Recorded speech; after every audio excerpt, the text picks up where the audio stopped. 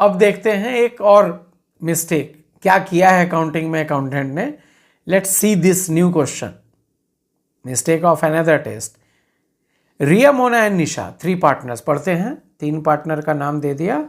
Sharing ratio 3:2:1. Profit for last 3 years is given. तीनों दे दिया.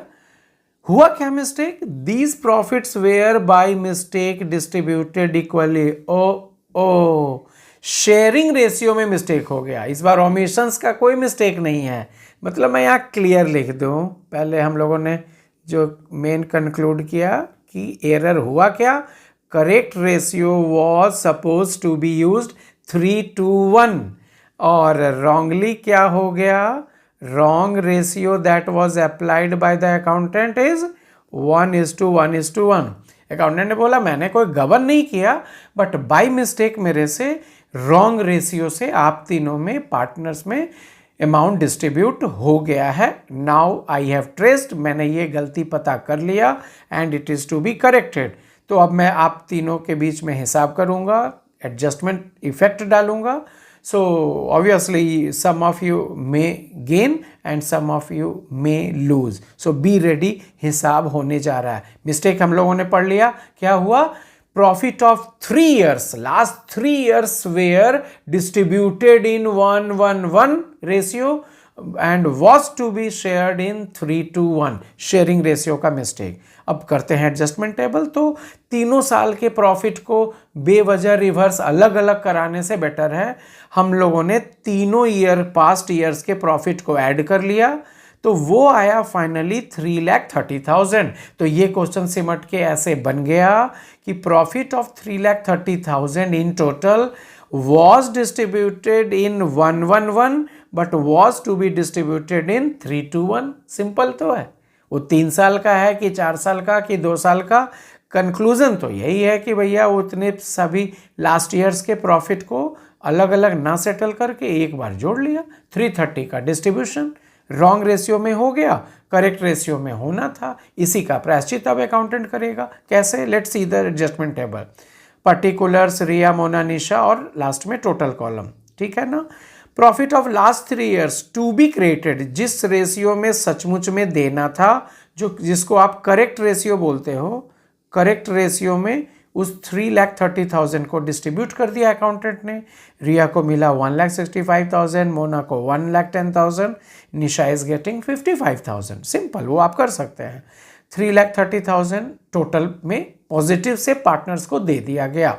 ये तो दे दिया गया, तो ऐसा थोड़ी है कि छोड़ देगा अकाउंटेंट. अकाउंटेंट ने बोला भैया मैंने सही वाला दिया, तो जो रॉन्ग वाला अमाउंट आपको दिया गया था वो तो लौटाओ. That is being reversed. क्या लिखा है? आपसे लेना है फर्म को, तो साइन लेस होगा. प्रॉफिट ऑलरेडी क्रिएटेड मीन्स पहले जो दिया गया था उसे अब फर्म वापस डिडक्ट कर रही है आपके अकाउंट से. सो 3,30,000 इन 1:1.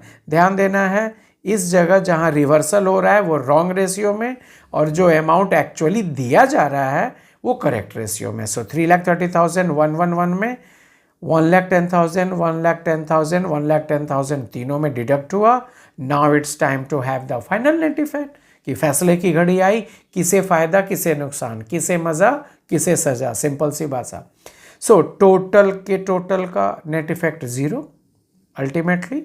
मोना में इत्तेफाक देखो ऐसा है कि मोना का जितना पॉजिटिव था उतना ही निगेटिव. सो नेट इफेक्ट उसका 0 means she won't get either 1 rupee और will be deducted either single rupee from her account untouched. बिल्कुल ठीक है ना. रिया में पॉजिटिव 55,000, इसे बेनिफिट मिलेगा. निशा में निगेटिव 55,000, इसे पेनल्टी लगेगी. तो एंट्री के समय मैंने क्या सबक सिखाया था? पढ़ लेना है. कितने सेकंड लगेंगे कि कैपिटल में फिक्स्ड वर्ड तो नहीं है, कहीं भी कैपिटल में फिक्स्ड वर्ड नहीं है. Means rectifying entry as usual.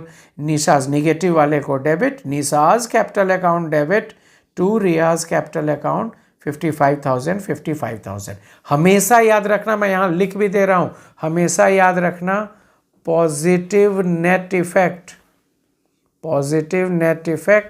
Must be always equal to negative net effect, कभी भी ऐसा नहीं होगा कि पॉजिटिव नेट इफेक्ट और निगेटिव नेट इफेक्ट में 1 रुपये का भी अंतर आएगा, कभी नहीं। कॉमन सेंस है, जब अकाउंटेंट चुरा के ले ही नहीं गया था तो आप ही दोनों में ज़्यादा कम हुआ था ना भाई।